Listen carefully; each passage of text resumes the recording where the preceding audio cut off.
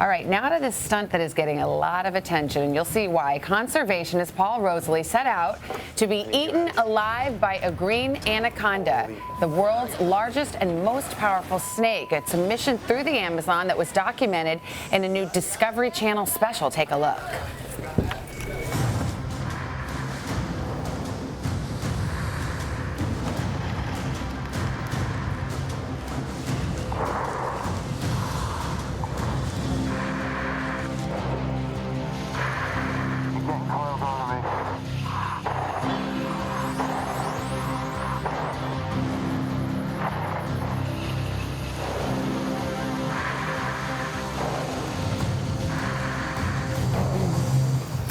And Paul Rosolie is with us now. Paul, good morning. Nice to see you.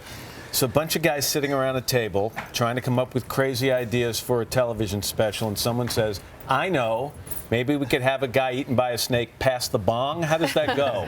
It actually started with me watching rainforests get burned and getting really frustrated that people weren't as excited about it as I was, and just going, I want to do something that's just going to grab people's attention. Oh, okay, so that raises the question, what ideas got discarded? What were on the cutting room floor? Because getting eaten alive by a snake, wow. Well, people have tried everything else, you know, and I mean, every year, as you know, I work down there, year after year, you see this habitat being destroyed, and I've worked with anacondas for 5 years now.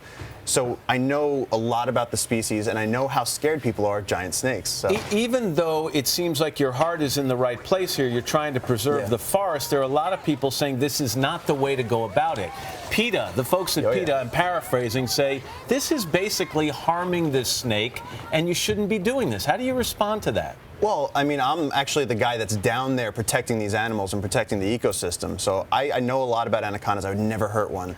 But what's cool about PETA is that 35,000 people in a week came out to support a snake, and usually snakes are the villains. So I actually thought it was really cool that so many people spoke up in support of a snake. Well, let's talk about this whole situation. So you set out to find the anaconda. That's the hardest part. Yeah, and you were looking for one of sufficient size. Yeah. How big was the anaconda you eventually? We ended up catching one that was about 20 feet.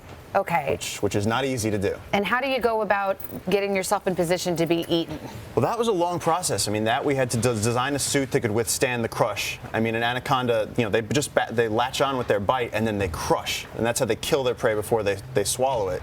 So I had to be able to survive the crush part. So we had a carbon fiber suit designed, and then we made sure that I'd be able to breathe in case I actually did make it inside the anaconda. And then we put pig's blood on the outside to make me as appealing as possible, make me smell like a prey item to this snake. How does an anaconda go about swallowing a human being of your size? Is that head first? Is that feet first? How does that generally go down? Well, you got to go head first. You know, feet first, you'd be a little bit head first. Everything is very streamlined. And whether it's a deer or a crocodile or a mouse, when snakes eat, they almost always eat head first because that's the way it goes smooth. So for me, you got to go head first. So what was it like as your head was going down that snake's throat? Well, it was a difficult thing it was such a stressful, you know, my heart was going like this. The last thing I remember is seeing the snake's mouth open straight at my face. Everything went black, and then I just felt, it was like being caught in a wave. It was just wrapped up, and just you feel that crush. And I just, you know, for over an hour I was being constricted, and then... What could you see? Could you hear? I couldn't see. I couldn't hear much, and I just had a like I was radioing back to people, telling them that I was alive. This is weird, but could you smell? I can't imagine it was a pleasant. I don't remember experience. smelling anything. That wasn't important at the moment. And it just reminds me of one of those bizarre moments from Marlon Perkins on Mutual Omaha's. So the team is now outside watching that. You're doing great, Paul. You know, hang in there. They're going, can you still breathe? Are you okay? They're checking in, making sure I'm okay. We had veterinarians on site to make sure that the snake was okay. I mean, the snake was messing me up. But there are people making sure that nothing got out of control, that neither me or the snake got hurt. Well, because that's one of the things that Matt mentions PETA, but some people are saying, okay, an anaconda expends all this energy to ingest something of your size and then ultimately gets no meal. Is that harmful to the snake? I mean, it could be, especially for a wild snake. Like if you deprive it of a food source, and then it has to go back out and then reinvest that time in trying to find something to eat. But we had vets on site. We took very good care of the snake. We made sure that she was healthy. Real quick, how'd you get out?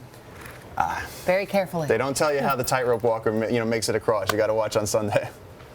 Okay, Paul, it's bizarre. It's completely bizarre. I'll do but I'm anything to glad keep you're the here truth on the standing. couch. By the way, your wife was there watching, right? My wife was there jumping on the snakes with us in the Amazon. She was there watching me while I was in the suit, keeping everybody else calm, going, Paul will be fine. And by the way, She was hosing not you worried. down before you set foot in the house. Just want to make sure she wasn't rooting for the snake. Paul Rosolie, thank you. Thanks, guys. Eaten Alive airs on the Discovery Channel this Sunday at 9 Eastern and Pacific.